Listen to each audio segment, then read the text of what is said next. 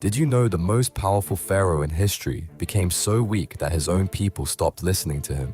Ramses XI ruled Egypt for 29 years, but watched his empire crumble piece by piece. While he sat on his throne, a high priest named Herihor took control of the sacred city of Thebes. The golden mines of Nubia slipped away to local rulers. Tomb robbers became so bold they were stealing from royal mummies, forcing priests to move the bodies again and again just to keep them safe. Temple workers went months without pay because the royal treasury was empty. This once mighty pharaoh couldn't even afford to build a single monument to his name. Local governors across Egypt simply ignored his commands. The man who was supposed to be a living god had become powerless. When Ramses XI finally died, he took Egypt's golden age with him. No pharaoh would rule a unified Egypt again for 350 years. The new kingdom was over, and Egypt's days as a superpower were finished forever.